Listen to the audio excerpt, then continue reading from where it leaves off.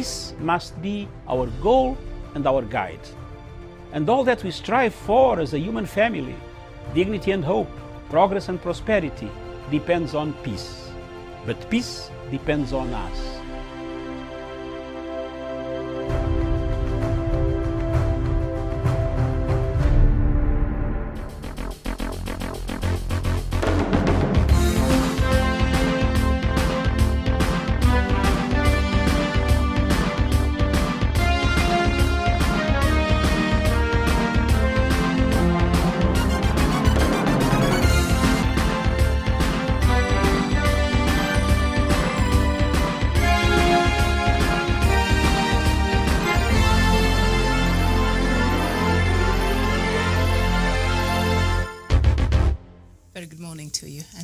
So much for joining us this morning. The show is Good Morning Africa. My name is Miriam Ogoto, and it is a pleasure to have you on board. Good afternoon, good evening, depending on where you are tuned in today. It is the 27th of May 2021, and as we speak right now, President Uhuru Kenyatta is leading Kenyans on our annual national prayer meeting today. It is the 18th annual national prayers, and the theme for this year's prayers is a hopeful future. So I think in Kenya and indeed across Africa and across the world, a couple of things that might need our collective prayers. And so before I bring in my panelists this morning, I'd like to bring us up to date the latest COVID-19 statistics. And Kenya, the total cases that have been reported so far, 169,356. The death toll is 3,097. Recoveries is 115,844. Uganda, 44,281 cases, and the death toll is 359, and recovery so far is 43,401 cases. And then we go to just the total cases in Africa this morning, and the total cases have reached 4,721,397 cases. The death toll is 129,158. Recovery so far across the continent is 4,289,002 cases, and of course those figures are subject to change as different countries continue to update the latest figures as they receive them. So thank you so much. Joining me on the panel this morning is Jevan Karanja from Nanyuki. Jevan, a very good morning to you. All right, so as we wait for Jevan to join and the rest, we also have Douglas Akirimi. Douglas, a very good morning to you. A very good morning to you, Miriam Ogoto, and also to our crew at our headquarters, and also to our friends across the world. Good morning, good afternoon, and also good evening, depending on where they're watching us from. And thank you for having me on the show, Miriam. All right, nice to have you this morning. As Jevan awaits to join and the rest of them, I'll just go through the headlines this morning on the leading newspapers here in Kenya. And the main headline on the Daily Nation, TSC spells a doom for education graduates. And the proposal is already attracting pushback from education lecturers and the University Academic Staff Union, who have termed it as unnecessary and unfounded. The lecturers said they received the framework with shock and are analyzing it before authoring a counter report. And still on the Daily Nation front pages there, it's personal why Uhuru filed appeal. In a notice of appeal filed by Waweru, Gatonyi and company advocates, the president has listed 9 findings he is aggrieved with, including judges determining a matter against him without ensuring that personal service had been affected upon him. And we shall look at the 9 grounds by which President Uhuru Kenyatta is aggrieved from that ruling that was made a couple of days ago by the High Court that sought to stop the process of the Constitutional Amendment Bill 2020. Okay, and then just up there, Mount Kenya rift widens. Muturi coronation drives a wedge between Uhuru supporters in the region. Quite interesting. Okay. All right. And then we go to the Standard newspaper, and the main headline on the Standard newspaper. Already A rumble in Mount Kenya, already looking beyond President Uhuru Kenyatta's final term in office. A vicious power struggle has erupted among top politicians in the vote-rich Mount Kenya region as leaders position themselves for higher political offices in next year's succession elections. So that is what we have on the headline. And then what Raila's backyard wants from President Uhuru Kenyatta. And then just beside that, Kitui's face-to-face campaign at the coast.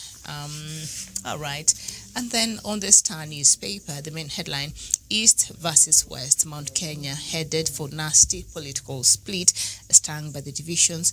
4 governors from the region yesterday promised to ensure the cracks are sealed ahead of next year's general election. And then just up there, Nakuru close to city status as Senate approves its application. And then just beside that, counties struggling to raise their own revenue. And the pictorial on the front pages of the Star newspaper is a daring man breaches President Kenyatta's security.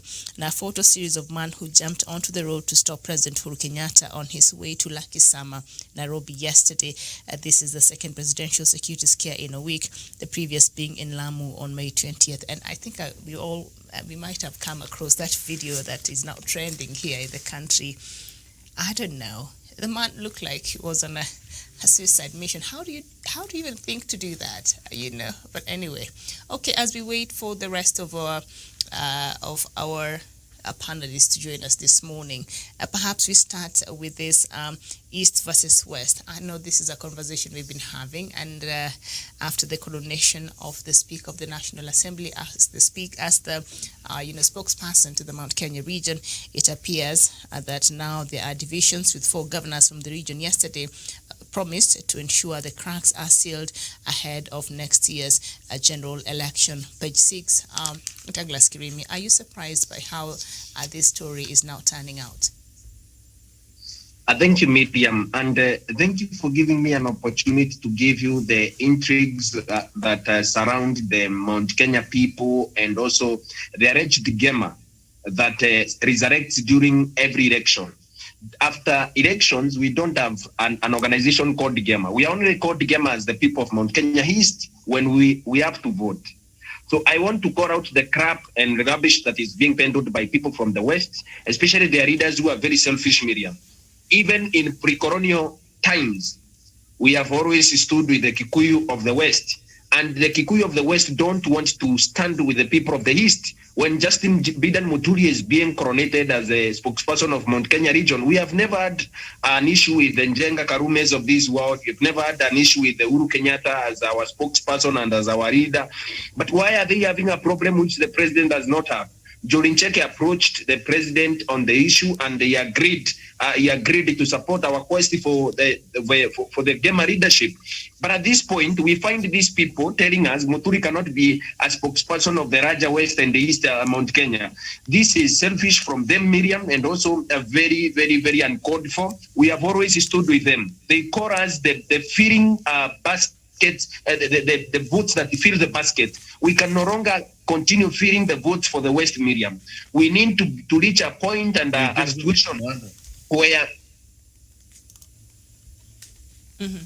Sorry, go ahead. We need to reach a place, Miriam, where we can be able to have our own identity as the people of West and also East, and also lead the larger Mount Kenya region in terms of Gema leadership, and also be able to grow our region. Miriam, we cannot keep having people from the West every day. If it is not from Muranga, it is Nyeri. If it is not from Nyeri, it is from Kiambu. It is about time they gave Muturi a chance to have an opportunity, and the next time they will have a Meru kingpin or a Meru spokesperson. That should be Douglas Bundi Kiremi. Why is it not as the people of East? Why should we keep filling their baskets from the West? These people are selfish, Miriam, and their mission is only to destabilize Mount Kenya and even spoil votes for the people that would seek presidency, Miriam. So this is a self-seeking group that does not want to support reforms and also support the Raja community. We have always stood with them. We have always stood for them, fought for them. Even in pre-colonial times, we have always sung to their tune. Right. Until now, Miriam, we need to be able to be given an opportunity as the people from East to lead.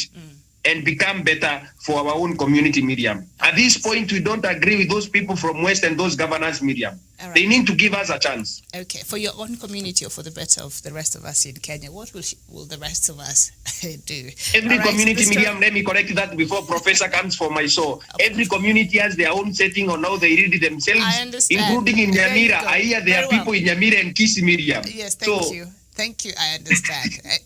We need person from every community, I suppose, and that is what Speaker Muturi was supposed to be, or is supposed to be after that coronation. That the story is on page 6 of the Star newspaper this morning. Mount Kenya is hurtling towards an unprecedented political split that could ruin its perennial tyranny of numbers and diminish its bargain on the national scene.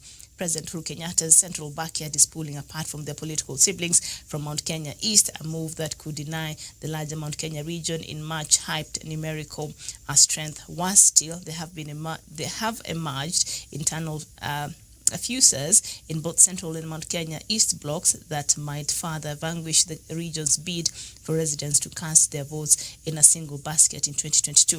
And this is what Kiraitu Murungi there is quoted to have said: "We are always together as the Gema community. We want the West to support Muturi the way we have supported them in the past. This is a litmus test of whether or not we are together." Ejevan Karanja. Mm-hmm. Thank you so much, Miriam. Go ahead. Thank you. Okay, you're getting me. Thank you so very much, Miriam, for the opportunity. And I have seen my friend Douglas Kelemi lamenting that the central Kenya, the central Mount Kenya, have dominated the political scene for years. And I would like to remind him that we don't dominate because there's just a coincidence. It's our numbers that speak. Therefore, if we go by the numbers, then they will support us, whether at the end of time. But Miriam, for democracy and to give other people a chance to thrive and also to have a say, I see the Mount Kenya East guys, they have a point that they are bringing home, that Muturi have what it takes to take the Mount Kenya region to where it's supposed to be in terms of the economic, political, and social cohesion. But also, Miriam, yesterday I saw our governors, Nyeri governor and Muranga governor, Kirinyaga governor, Lee Kenyanjui of Nakuru. And to me, Miriam, those guys, they came out to disown what was happening in Muranga. That's exactly what they were doing. I also saw William Kabogo. Therefore, at the end of the day, Miriam, if this pull and push continues in Mount Kenya region, our votes will be divided. And as we head to 2022, Miriam, we might not have the vibrant Mount Kenya region as it is used to be. But Miriam, I also see a scenario whereby at the end of the day, these guys will unite. These guys will be bring onto board. They all come together and shut the way forward for the Mount Kenya region. Therefore, Miriam, there's nothing much to worry, because at the end of the day, we have seen, even as we go to election, they come forces that say, oh, we don't support.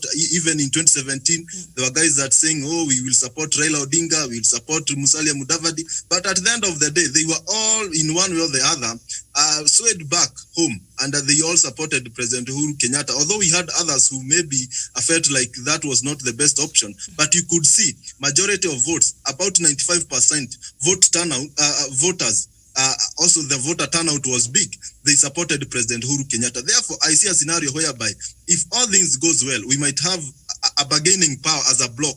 But Miriam, these things of having communities coming together, Miriam, is our definition of Kenyan's politics. Okay. It is local. We all, as we approach the political time, the general election, is local. We all run back to our tribal houses, our tribal cocoons. And Miriam, it's so unfortunate. But Miriam, I also feel like we should not discriminate this thing, because at the end of the day, we have an identity. We have where we came from. So if it's a matter, and if we go there and support an ideology, Miriam, that will better the country at large, then I don't see things. But if we go to our tribal cocoons just to mobilize around our tribe so that we can dominate and intimidate others in various positions, I don't see it as a good thing. But Miriam, in order to change these things and to avoid Mount Kenya region dominating the political scenes for centuries, Miriam, and the larger groups like the Luos and the Kalenjin, we need to expand the executive. We need to have a way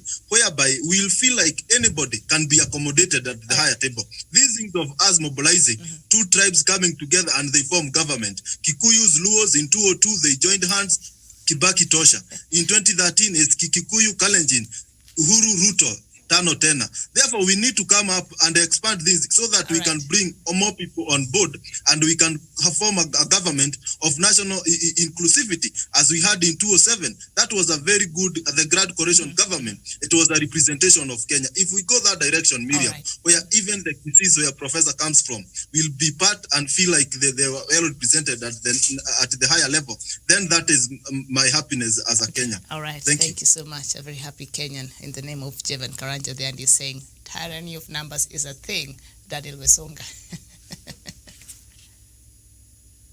All right. Daniel Wesonga is not ready there. Professor.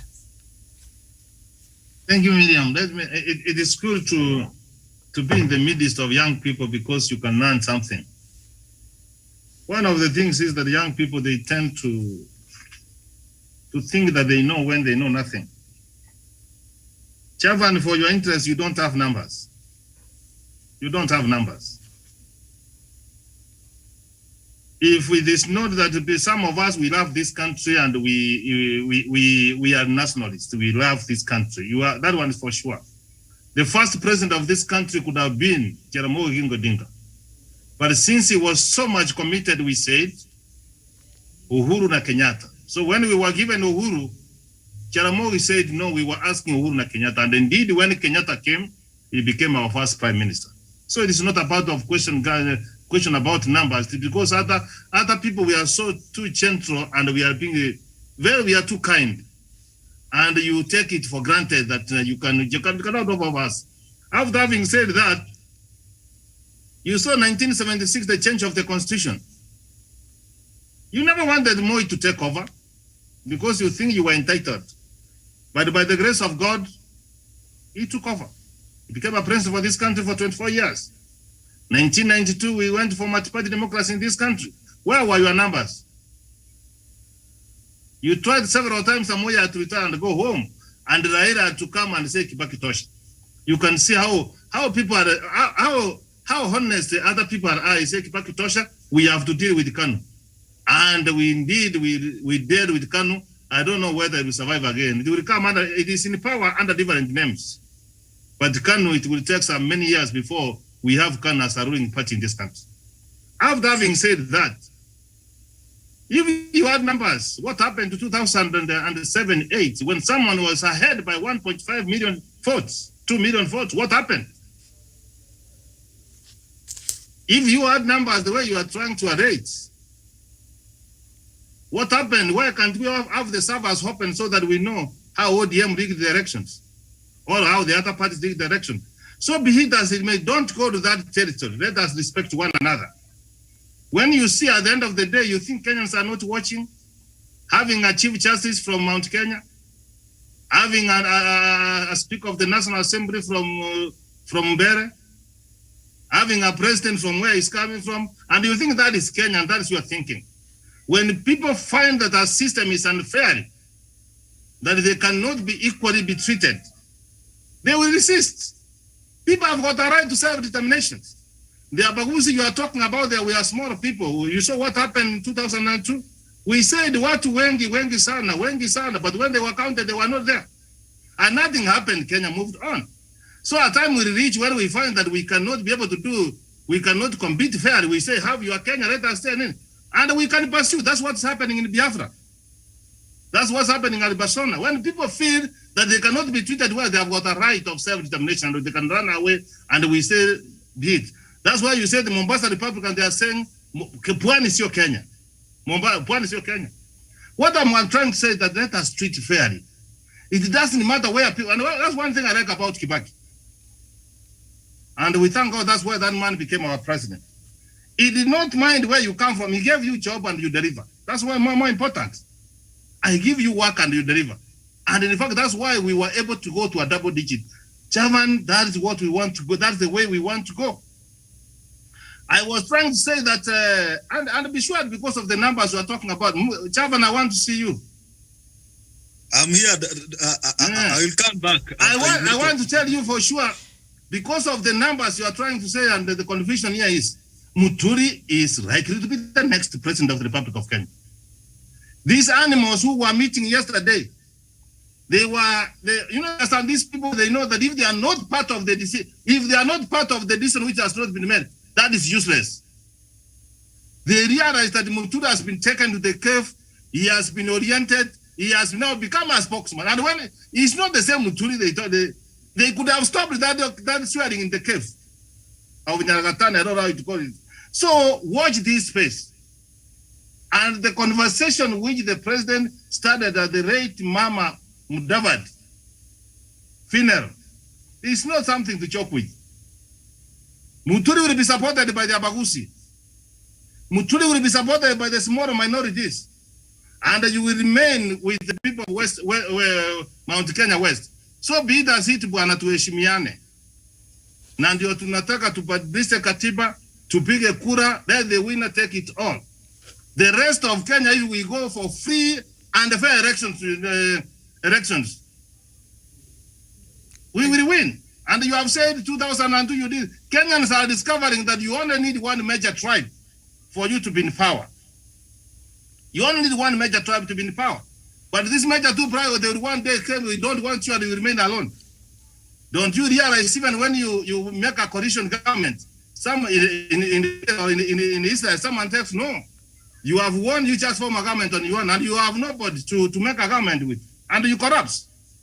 I have said that one, Miriam. It is very unfortunate that our brothers from Mount Kenya will just appear in the front of the TV trying to say that they think that is Kenya. That's very unfortunate. That's what we are after, building a cohesive society. I'm looking for the day when an Elimoro from the source of Lake Turkana, if he has what the qualities of leadership and skills that he can take this Kenya to another level, that he can be accountable, that he can be transparent, that he can have integrity, that he can unite the people of Kenya.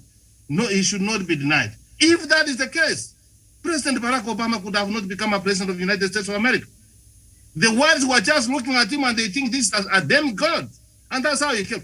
That's the kind of conversation, Miriam, I want us to have. Don't leave around this confused. We gave Kabogo to be the governor for Kiambu. What did you see? Him coming to a wedding of people with a choba. And Ndage Kianguko naona vile naleta fumbi and people end up not eating. He became very arrogant, telling people that he can buy stew what for their wives, for their women. And now he's coming and said that look here, that one of us will be a president. They have got that right. Even I will contest. It's not a must that when you contest you become, you can aspire. So on that one, let them spare us politics of tribalism. Okay. Let them support the prime minister and the president to unite this country. And let them not be scared that they allowed Muturi to go to the cave and they gave him those rituals and then he has become their spokesman at too late. Watch this space. Muturi may be the next president for this country. He has proved, he has become a speaker for 10 years. All right, Professor, thank you. Yeah, let me just rest there. I'm so much annoyed. I can see that. All right. Even some people who are arranged to have taken NYS man and everything else, you can come and now you speak before us. You were spared impeachment and now you can come and before you say something. Before we go to the next all right. Let me say this, Miriam, before we go on. Professor Jared Onyari was not balanced when he is coming to my first contribution. Because I think that the Mount Kenya region, they have been riding on their numbers. Mm-hmm. And they look for one bigger tribe and they come together. Mm-hmm. And I said to add this dominance, we need to change our constitution, what BBI is proposing, so that we expand the executive. We bring the issue of inclusivity, so that even Abagusi. But Professor, if it's about supporting Muturi, we have other people from other minorities. Exactly. Why don't you propose Abagusi or Muturi? Yes. Support Muturi Kwanza. Muturi comes from the Miriam. All right. Miriam is. No, I'd like to hear the thoughts of Daniel. Daniel is here. So the argument has been that the East has supported leaders from the West since independence. Nearly 6 decades, the Eastern Bloc says it is time the debt was paid. While the East is comprised of the Embu, Meru, Mbeere, and Tharaka, Central Kenya is predominantly Kikuyu. It has produced 3 presidents since independence. Meru Governor Kiraitu Murungi said Muturi's enthronement will be the straw that might break the camel's back. So this tyranny of numbers, is it threatened right now? Yes, Miriam, and of course that has been the reason, as even for the president himself. And yesterday we said that those were his sentiments when he was at the burial of the former Vice President Musalia Mudavadi's mother's burial in Mululu. He said that it is a time where we thought about rotational leadership. Leadership is not just a preserve of a certain community. And therefore, when he proposes that we have maybe even an Embu like Muturi to take the presidency, we see a shift from the normal Mount Kenya, the Kikuyus, who have been ruling this country for over 40 years. And I'll say, Miriam, this one. When Muturi goes out there, as Professor said, this is a person who has a wealth of experience. And as a matter of fact, among all those people who are frowning over the Muturi's coronation, he is the only person, I can assure you, Miriam, who has the capability, both financially and strategically, to bankroll and be able to sustain a presidential election. Being a speaker, he has been a national figure, and therefore my brothers from the other side of Mount Kenya have no otherwise than to support Muturi, because the Embus, the Merus, and the Tharakas have been supporting them for all these years. I want to see a government where Merus are also in government, at the center of it, where my brother Douglas Creamy will be a deep state as well. And the Igbo people say that, Miriam, a person who keeps on looking at only one side risks having a stiff neck. And it is a time now the Kikuyus also looked at the other side of Mount Kenya. Yes, I submit. Yes. Okay, facing Mount Miriam. Kenya. From which side? Quickly, because I want us to move on. I want us to go straight to Miriam. Just a few minutes. Yes, I want us to go to the national prayers. Professor and Sean have agreed with me. They have agreed with me. It's about time the former Kikuyu, the West Kikuyus, gave up power to others. We cannot promise Professor Jared Onyari to be our deputy president if we cannot donate power to Muturi. Now the coronation of Muturi has come to test their hearts. Roho zao zimekuja kuangaliwa sasa na Mungu, na hata watu wataangalia. So it's about time these people give us power as the people of East, so that we can be able to trust others, like Raila Odinga to become president in 2022. We cannot have an inside simmering from the West when the East wants to take over. Even in pre-colonial times, we have been supporting these people. It's about time they return our favor that we have been doing them for years, so that we can be able to at least forge forward as the people of Kenya, so that when Songa comes into government, we can promise him and keep a promise. But if they cannot keep a promise to Muturi, if they can trash Muturi like Karanja is doing now, Miriam, we are headed for the wrong direction as the Kikuyu community. Sisi hatutaki tena, tumechoka hata sisi. Douglas, you're saying something else. Not Douglas, but Jevan. Go ahead. It is not only... But Miriam, Muturi. Jevan, yes. It is not only Muturi, the Speaker of the National Assembly, who comes from the minority. We can change this conversation, Miriam, and this is what I'm suggesting. We expand these things so that everybody can be accommodated. But if we go to general election with the current situation, Miriam, we will not be surprised if another Kikuyu becomes the president, because we will combine with the Luos or the Luyas, and you will see a kind of mobilization slogans. They will form the next government. Let's change this narrative and expand the executive to accommodate everybody, right, including Muturi and Fred Matiang'i, who Professor comes. Miriam, one sentence. Miriam, one sentence. Charity begins at home. Charity begins at home. It is on how you treat your brothers and sisters, your uncles and your cousins, is when you can be trusted. Before you come to Matiang'i, before you go to Miriam, support Muturi first. Apple, yes. Okay. So let's move on to It is the same headline on the Standard newspaper. Rumble in Mount Kenya, already looking beyond President Uhuru Kenyatta's final term in office. A vicious power struggle has erupted among top politicians in the vote-rich Mount Kenya region as leaders position themselves for higher political offices in next year's succession elections there. And all right, we'll just leave that there. That is also the headline on there. And then we go to the Daily Nation. And still the same story, Mount Kenya rift widens, Muturi coronation drives a wedge between Uhuru's supporters in the region. And then I'd like for us to look very quickly, we don't have much time. It is personal why Uhuru filed appeal. In a notice of appeal filed by Waweru Gatonyi and company advocates, the president has listed 9 findings he is aggrieved with, including the judges determining a matter against him without ensuring that personal service had been affected upon him. The story is on page 4 of the Star newspaper.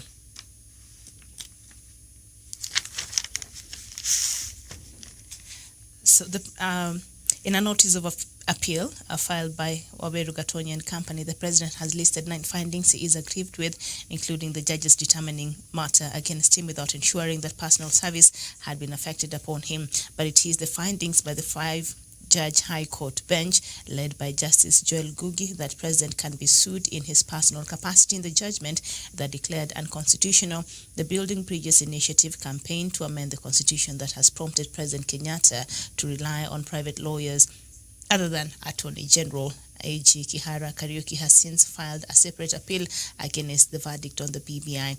Yesterday, Solicitor General Kennedy Ogeto told Nation the president's decision to file the appeal personally is in compliance with the court's judgment. The 5-judge bench ruled that the Attorney General could not represent the president because he had purportedly acted outside the Constitution and therefore his actions were personal and not official.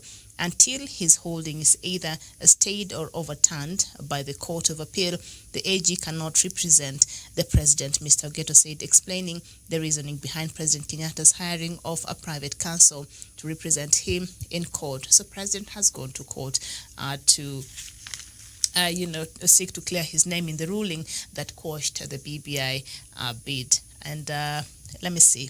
In the judgment, the High Court principle introduced a new principle that the president can be sued in his personal capacity until the High Court orders is set aside.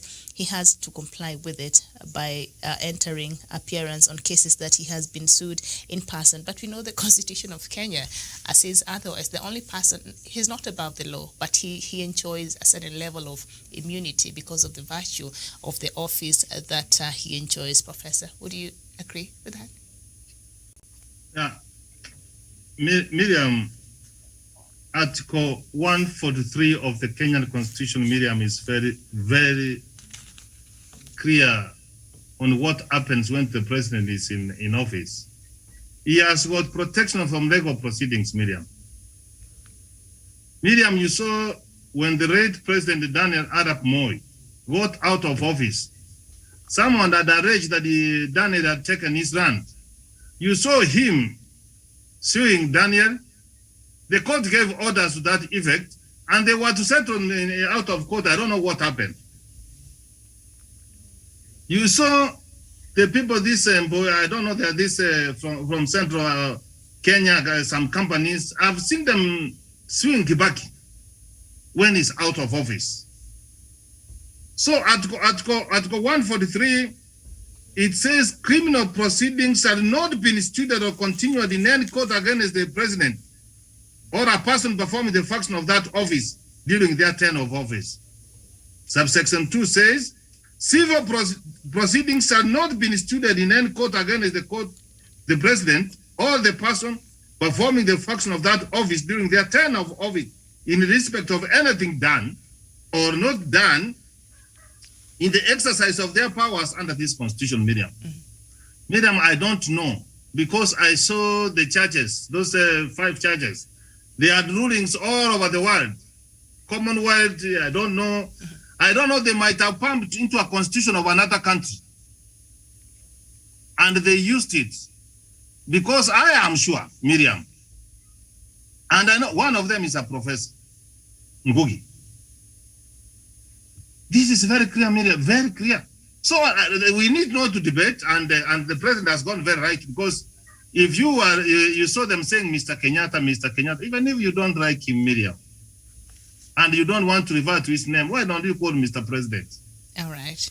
Mr. President. Cut us for that office.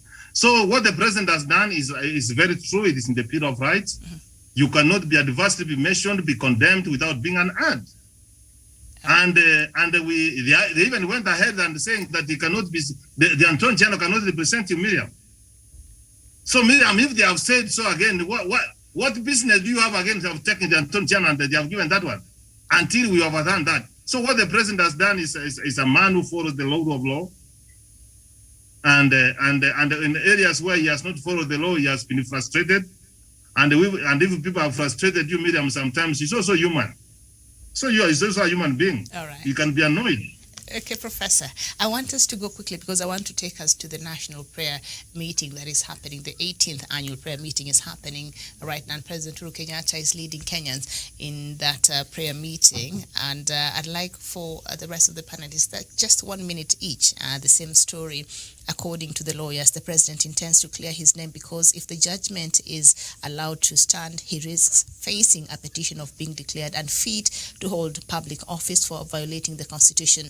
This is because High Court ruled that he had contravened Chapter 6 of the Constitution, specifically Article 73, Sub-Article 1A, and by initiating and promoting a constitutional change process contrary to the provisions of the Constitution on amendment of the Constitution. In their view, the ruling is damaging to President Kenyatta and appealing is the best way to clear himself. Douglas Kirimi, 1 minute.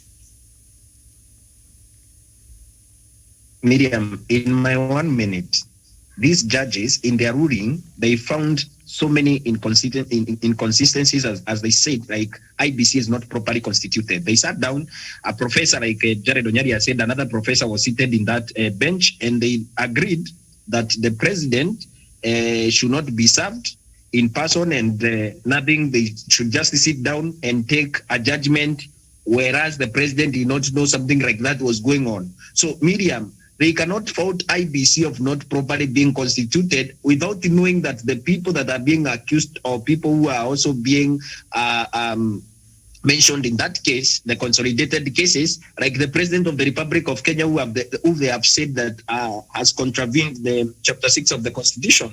And when they tell us the president has contravened the Chapter 6 of the Constitution, and they didn't serve the president so that he can know what bedevils him, what is going to befall him. So I know that the president of the Republic of Kenya is a law-abiding citizen and he is within his right to be able to defend that. How did these judges, a 5-judge bench, miss to serve the president of the Republic of Kenya? This is a man with so many secretaries and a man whose residence is known. He has not changed it. Actually, his home is next near State House. If they found him not to be at the State House, they would just have jumped to his other house next to State House. So, Miriam, the incompetence and the inept attitude that has been demonstrated by these judges not serving the president of the Republic of Kenya, it is a show of deep disrespect for the president without even respecting the office that he holds. As my 1 minute ends, they have disrespected the president and he is within his rights to be able to have gone to court so that he can be able to clear his name, Miriam. And I wish him all the best. He's a good man. Sawa. Douglas Kirimi, thank you so much. Jevan Karanja. Thank you, Miriam. And President Uhuru Kenyatta is the head of state. He's a symbol of unity, the commander-in-chief of the armed forces. And Miriam, in the constitution, he has immunity from that criminal and civil proceedings. Absolute in that case. Therefore, the judges should understand that he is the head of state, Miriam, and they should follow the constitution. And the contradiction with the ruling, Miriam, is that these guys, and I have said this, they will seem to be so bitter with the guy they were calling Mr. Kenyatta, and I came to know was they were referring to President of Republic of Kenya. Therefore, they need to understand that they need to show respect. Also, if they don't like the president, they should respect the president that he holds, Miriam. If we go and we subvert the constitution so that the judges may look supreme, Miriam, we may end in a very bad situation as a country. We saw them ruling that the IBC is not well constituted. And when you read the constitution, you understand that the IBC needs 3 to 6 commissioners. And as per now, they are there, although they are not balanced as per gender and other means, but they are in office and they have conducted other by-elections. Therefore, they need also to abide by the constitution, and they should not just alter and make a ruling just to argue the president or those who support the president. Oh. They need to come out and follow the constitution and respect the doctrine of separation of power, because by doing that, that is the only time the judiciary and the justice and the executive will work in harmony to take this country to the next level. Thank you. Very well said. Jevan Karanja, thank you so much. Daniel Wasonga, conclude for us. Thank you, Miriam Mogutu. And of course, I have always maintained that this judgment was profoundly motivated by the kind of hatred the judiciary had over the executive. Go ahead. Okay, we seem to be having a bit of a technical hitch. Daniel, can you hear me? Yes, I'm back, Miriam. Okay, quickly, yes. Are you able to hear me now? Yes, go ahead.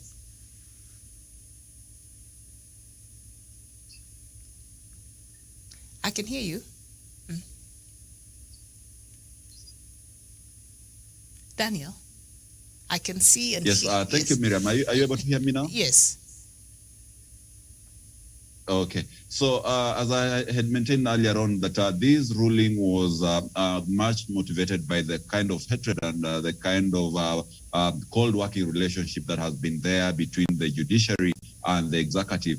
And these judges were actually just looking for a legal lacuna where they could be able to drive the government, especially the executive, into a state of a constitutional crisis. And that is what their leader, the immediate former Chief Justice David Kenani Maraga did. He wanted the president to dissolve parliament. And as he is proposing that, they well know that as per their rulings, they have already stated that the IEBC, as it is constituted, it does not have the mandate to oversee an election. So therefore, Miriam, the president has every right to defend himself from these guys who are hell-bent to ensure that, first of all, he is thrown out of office through a judicial coup, and secondly, his name and his personal image is tainted through this senseless kind of judicial activism. So to me, I think that's the correct step to take. As Professor said, we had former president having such kind of